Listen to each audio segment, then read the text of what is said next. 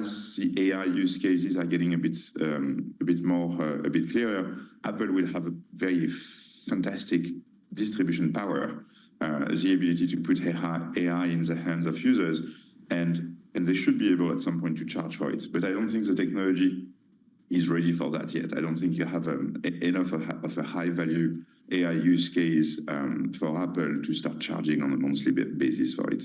Pierre, I know we talk a lot about China and the potential growth impact this is going to have on Apple, but recently the former president told us Tim Cook called him to complain about the European Union. How much are those potential financial penalties weighing on Apple and Tim Cook?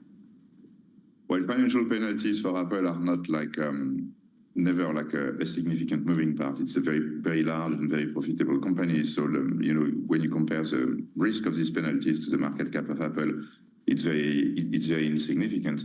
And then indirectly, we know that it's very unlikely that any jurisdiction in the world, including the European Union, could really take, steps that would materially hurt Apple's business for a very simple reason. Apple has a very strong bargaining power because consumers like their products a lot. Hey, Pierre, looking forward to the numbers when they drop a little bit later. Pierre Ferragut there of New Street Research. Apple, after the closing bell. Equity futures right now on the S&P, near session lows, we're down 0.7%. With an update on stories elsewhere, here's your Bloomberg Brief with Danny Berger. Hey, Danny. Hey, John. Israeli Prime Minister Benjamin Netanyahu will talk with White House senior Middle East envoys Brett McGurk and Amos Hochstein about brokering a truce in Lebanon today. The latest plan calls for a 60-day pause in fighting to ensure that Hezbollah doesn't receive any more weapons from Iran and moves further away from the northern Israeli border. Hezbollah hasn't signaled yet whether it is interested. Taiwan suspending trading on its $2.5 trillion stock exchange on Thursday. Powerful storms making its way towards the island. Super Typhoon Kongray has intensified as it skirts the Philippines and tracks towards Taiwan, where it's expected to make landfall Thursday afternoon. It's the third storm this year to disrupt stock trading. Taipei is also shutting offices and schools. Elon Musk is due in a Philadelphia court at 10 a.m. Eastern this morning. Musk must attend the emergency hearing to address a bid by the city's top prosecutor to stop his super PAC from awarding $1 million prizes to registered voters who sign a petition supporting the First and Second Amendments.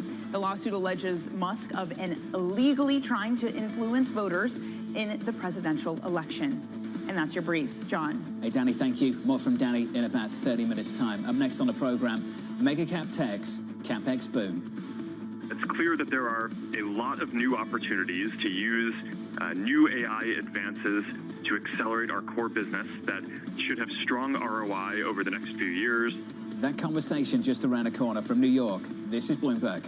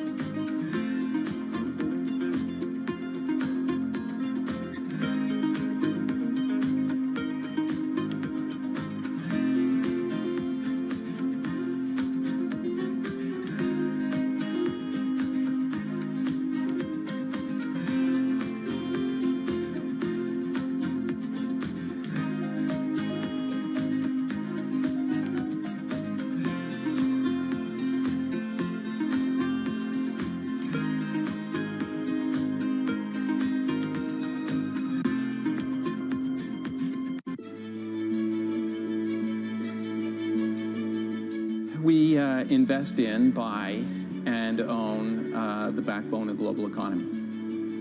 When the water gets delivered to your house, the road you drive on, the pipeline that brings different things to your community, the telecom towers that transmit your phone, the data center, the real estate that you live in. It's what we own and build, so it's really what drives the economy, and you don't often see our name. Is that a good or a bad thing?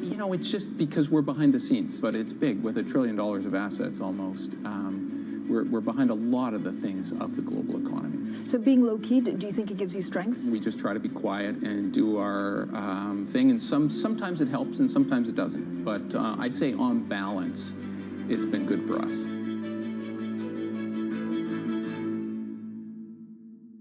Welcome to the world of decentralized finance. With a surge in Bitcoin, you have crypto stocks also surging. Bloomberg's covering all things crypto, the people. This is a political attack, and we must hold our elected officials accountable. The transactions. Really a record-breaking moment. Bitcoin is the exit strategy. And the technology. Awareness is going to grow, and these things grow the overall industry. Crypto as an asset class is here to stay. Bloomberg Crypto, only on Bloomberg.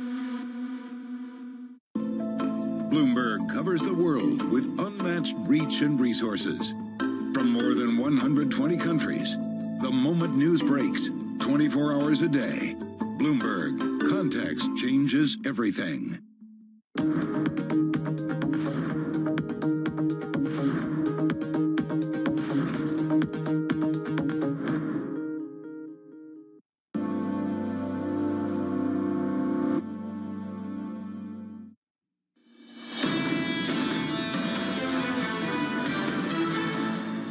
From New York City this morning, good morning to you all. A snapshot of the price action cross-asset equity futures on the S&P. Just off session lows, we're down 0.7%. The earnings from Microsoft, the earnings from Meta, just weighing on this market just a touch. In the bond market, yields trimming a monthly advance. We're down a basis point or two on a 10-year. On the month, we're up by around 50 basis points, 428.44. Under surveillance this morning, mega cap techs, CapEx boom. It's clear that there are a lot of new opportunities to use new AI advances to accelerate our core business that should have strong ROI over the next few years. So I think we should invest more there. And second, our AI investments continue to require serious infrastructure, and I expect to continue investing significantly there too. So here's the latest. Big tech ramping up spending to construct and rent the data centers required to fuel power-hungry AI services. At Microsoft, quarterly capital expenditures in the first quarter came in at $14.9 billion, a record, up 50% from the same period a year earlier. Blackstone's John Gray is positioning for the future. Our equity and debt strategies operate in multi-trillion-dollar markets that generate enormous flow of IG debt, often where Blackstone is the leading player, including data centers, energy infrastructure, and real estate. Michael Zawadzki of Blackstone joins us now for more. Michael, good morning. It's good to see you. Thanks for having me. Great to be here. Tech is in the news in a big way this morning.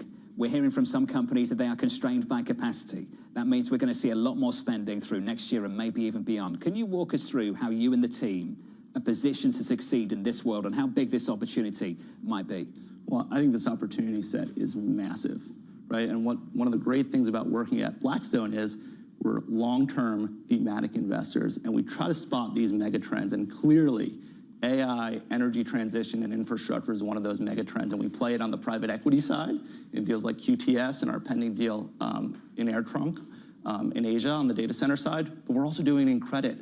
And the amazing thing is you have these long-term contracted assets that are fantastic for financing against, but also all the picks and shovels around it. A deal like CoreWeave, a data center infrastructure company, or Park Place, a services provider to that market. We can really take advantage of the entire ecosystem given the scale of our capital base. What's the relationship going to be like with some of the major tech firms? What would that look like in years to come? Because clearly these companies don't want to become energy companies. They don't want to become real estate companies. What would that relationship look like?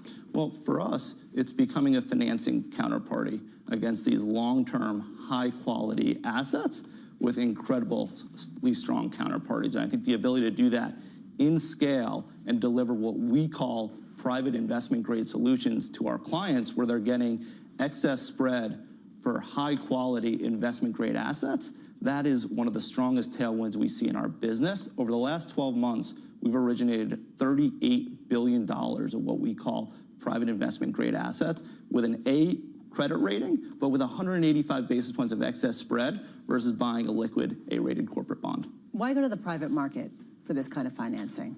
Well, I think, Lisa, this is part of this long-term secular trend we see towards private credit, and what is driving it is this farm-to-table approach that we talk about, where we bring our investors right up to the borrowers, and in doing that, we can provide speed, certainty, customization, which is incredible for those borrowers, but it's also great for our investors because they can capture all the excess spread that comes with providing that specific and bespoke solution.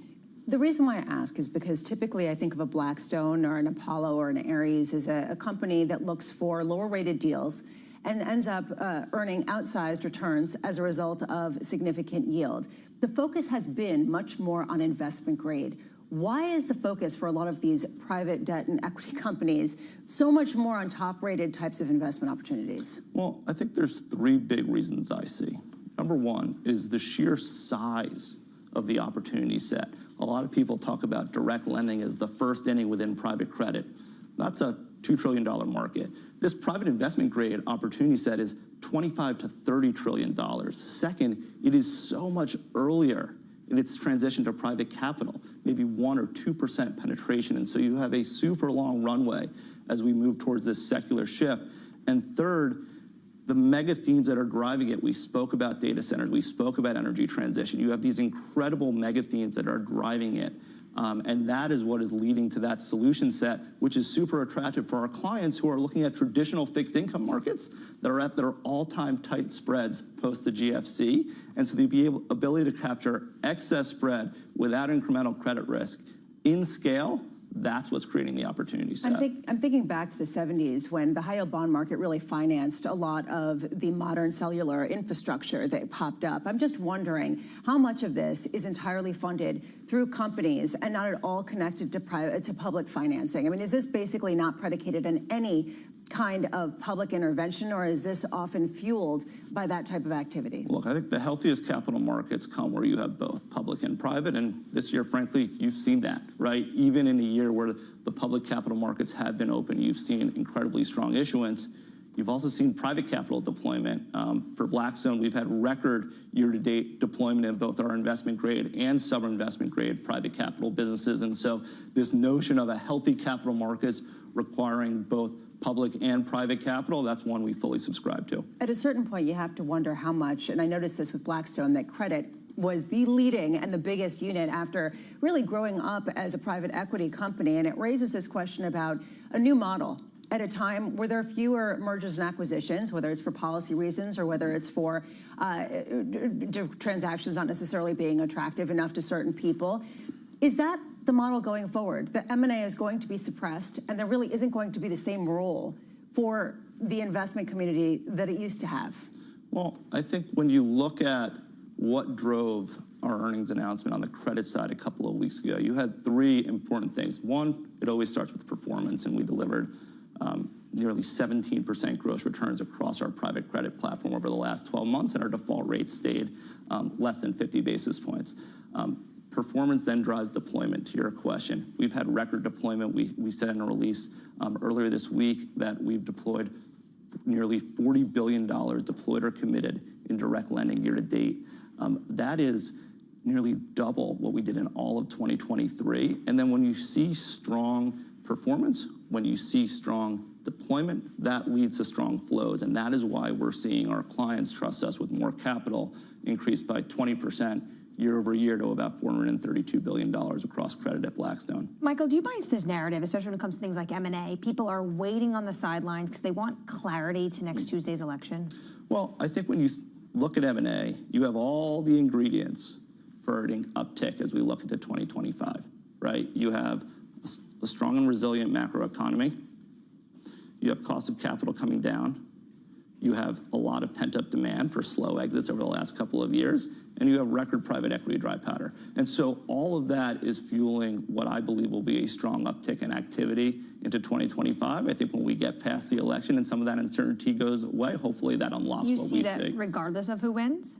I do, because the ingredients I mentioned around cost of capital, dry powder, pent-up demand, and a strong macro, fundamentally, I think those will be the drivers regardless of who wins next Tuesday. It doesn't sound like financial conditions are tight. Why is the Fed reducing interest rates with that in mind? Well, John, I think what the Fed is looking at is inflation data. And what we see in our proprietary data, we're fortunate to have access to so many portfolio companies in Blackstone, is that wage growth, while still healthy, is slowing. And importantly, shelter costs, which the Fed looks at on a lag, is coming down in our proprietary data. And so I think as inflation comes down to where the Fed is looking for it to go, I think that will give them air cover to take short rates down, and I expect to see that in the near term. And perhaps again next week. Michael, really thoughtful stuff, just a massive opportunity and a big, big theme for big tech this morning as well. It's good to see you. Appreciate it. Thank you. Michael Zawadzki there of Blackstone. Equity futures right now just bouncing off session lows. We're down by about 0.6% on the S&P 500. In the next hour on Bloomberg Surveillance, we'll catch up with Anwiti Bahuguna of Northern Trust. We'll speak to Mandeep Singh of Bloomberg Intelligence with two tech names down in the pre-market that we need to get into just a little bit more. We've heard from Meta, we've heard from Microsoft. After the close, we'll hear from Apple and Amazon. Then we'll catch up with Seth Carpenter of Morgan Stanley as we count you down to payrolls Friday, about 24 hours and 34 minutes away. Before we get there, jobless claims just around the corner as well. So another read on the jobs market going into the big one tomorrow morning. And then we'll get the bond market reaction with Lindsay Rosner of Goldman Sachs Asset Management on a massive month for fixed income with 2-year and 10-year Treasury yields higher on the month by around 50 basis points. From New York City this morning, good morning. The third hour of Bloomberg Surveillance up next.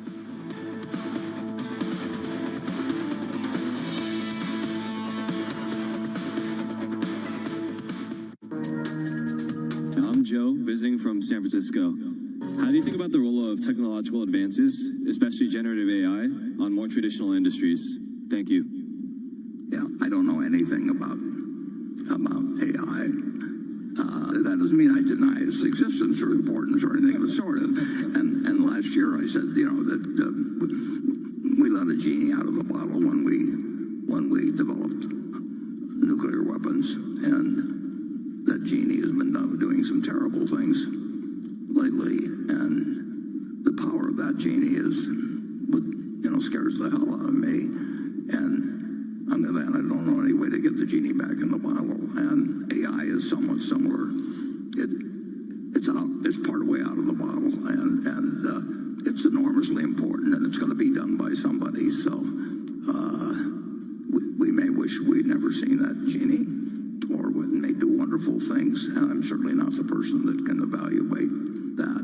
And I probably wouldn't have been the person that could have evaluated it during I had one experience that does make me a little nervous, and I'll just explain it. That very recently, fairly recently, I saw an image in front of my eyes on the screen, and it was me, and it was my voice, and wearing the kind of clothes I wear, and my wife or my daughter wouldn't have been able to detect any difference, and it was delivering a message that no way came from me. So when you think of the potential for scamming people, if you can reproduce images that I can't even tell, that say, I need money, it's your daughter, I've just had a car crash, I need $50,000 wired. I mean, scamming has always been part of the American scene. To be helpful, we will do it. We did that between Afghanistan, between Taliban and the US. We did that between different parties in Lebanon and Sudan and others. And that's basically the core of our foreign policy. It's been built based on mediation, on trying to help in resolving conflicts between the party. There are countries or people might not like it, but we don't ask everyone to like it, just to understand it.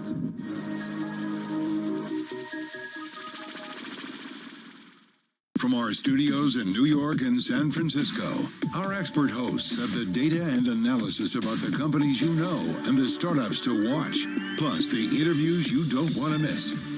Watch Caroline Hyde and Ed Ludlow on Bloomberg Technology, the only daily business show dedicated to tech, right in the middle of the trading action, every weekday, only on Bloomberg Television.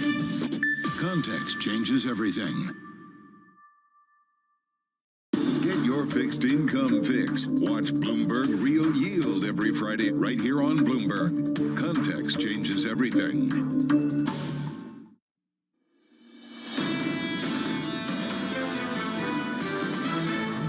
markets have gotten way ahead of themselves. This is still a toss-up. There's a lot of concern that a Trump administration would mean more inflation. Trying to understand what's a press release, what's a meme, and what is actually implementable remains a big question. Both parties have platforms to stimulate the economy. Many of the big issues facing this country are going to be facing us no matter who takes charge. This is Bloomberg Surveillance with Jonathan Ferro, Lisa Abramowitz, and Anne-Marie Hordern. We are 90 minutes away from the opening bell and 30 minutes away from economic data in America. As we round out the month of October, your scores look like this on the S&P 500, down by 0.6% on a sixth-month winning streak, the longest since 2021.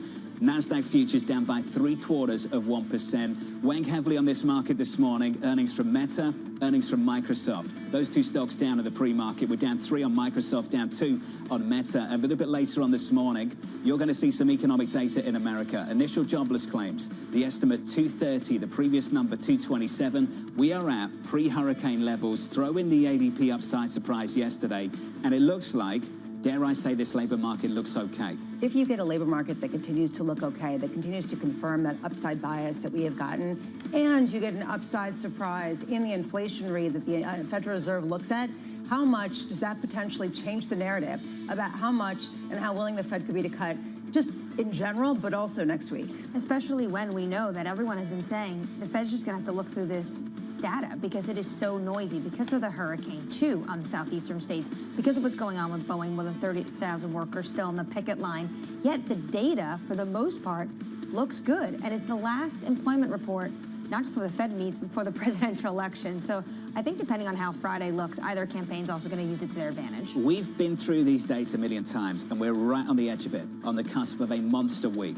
Payrolls tomorrow morning, onto the election next week, and 2 days later, an FOMC meeting. The estimates keep coming into our survey. The median estimate in our survey right now, 101. The range is wide, at the high end 180, at the low end -10. The previous number 254, 101K the estimate for tomorrow morning. Coming up this hour, we'll be catching up with Anwiti Bahuguna of Northern Trust with big tech earnings weighing on equities. We'll speak to Seth Carpenter of Morgan Stanley on why he thinks the Fed will cut in both November and in December. And we'll catch up with Bloomberg's Ed Ludlow looking ahead to earnings from Amazon and from Apple. We begin this hour with stocks falling following disappointing results from both Microsoft and Meta. Later this hour, we get the latest jobless claims numbers and another read on inflation.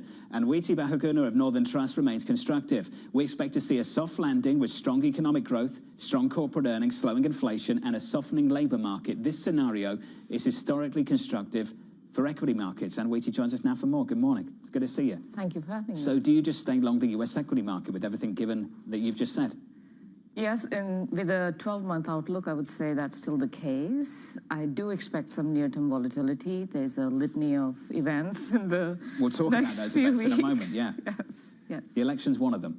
Election's one of them. I think it's important for us to also acknowledge that labor market's going to be noisy, and it's not always clear that people look through it.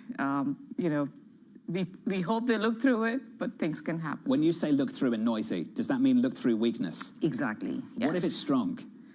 Now, that is our biggest risk case, because that's one reason, Jonathan, we are underweight bonds in our portfolios, because that soft landing scenario, if that translates into sort of the Goldilocks scenario that we have seen so far, where inflation has continued to come down while growth has remained well above trend, if inflation doesn't come down, that's literally the only risk case that worries me a lot right now, because that ties the Fed's hand. Then you have slowing growth and sticky inflation, and that's not good for most asset classes. Some people are arguing, though, that actually that's positive for equities. What you end up with is a situation where the economy is growing, it's basically hot, there's a no landing scenario, yields, yes, are a little bit higher, but we've seen equities look through that. Why is that not the base case? Lean into equities as the hedge against inflation, lean into equities as the hedge against non-regulation, lean into equities if you think that the economy is going to be just okay and the Fed's going to cut rates. How much can you push back against that? Yeah, and there is a range of inflation where it's still okay for equity. So if it's in the sort of what we call moderate 2 to 4% inflation range, equities can weather that. But the stickier point to me is, what if the Fed stops cutting rate at that time? And there's so much expectation of Fed rate cuts, right? And if inflation's higher, Their hands are tied. That's one of their mandates. They are back to that environment where we're debating, well, where's the neutral rate? They should not be cutting anymore, or there, maybe another 50 basis points and you reach neutral. Then even though it's constructive in the short term for equities, because growth is so strong and they are more growth-driven assets, what happens when companies are not able to refinance at the lower level that they have been doing? Just to sort of underscore what you're saying, what we have seen is a lot of volatility to beats and to misses when it comes to a lot of big tech companies and all of the companies that have been reporting. Have we reached a point where yields pressure companies to really outperform on their earnings? The earnings have to come in order to justify the differential in the earnings yield, the differential in some of the valuation metrics. That's right. And on the margin, I would say it's still okay. It's not bothering. But the longer the yields stay higher, the longer the 10 years at, 4.25 now or so, the longer that stays elevated, those factors will come into play again. You say ahead of the election you're advising your clients not to panic. Why do you think the market already is pricing in one scenario over another? Yeah, that's a puzzle to me, Anne-Marie. All the polls I see are fairly close. I mean, within a margin of 1 or 2%.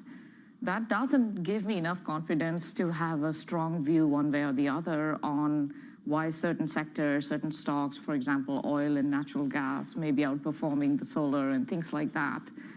There is still so much unknown about exactly which policies will get implemented, exactly what legislation will pass, how watered down it'll be.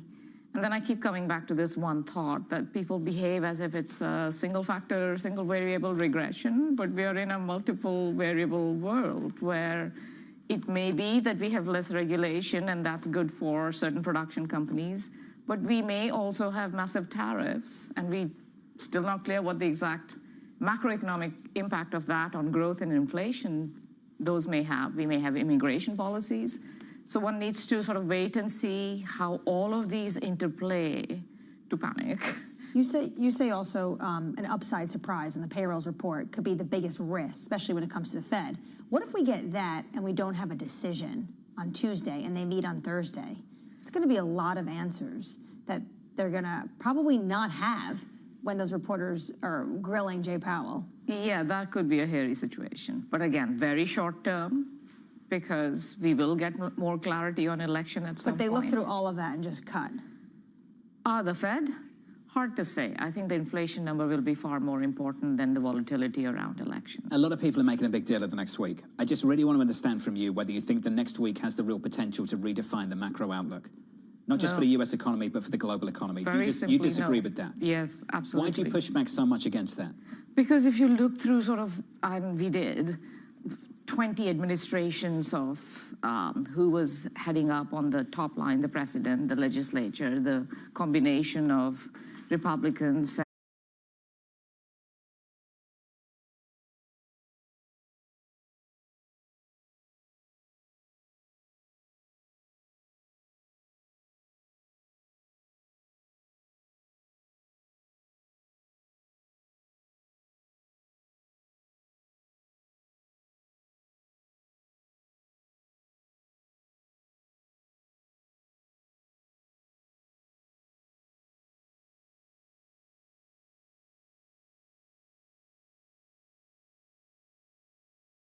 But it takes 6 to 9 months to have clarity on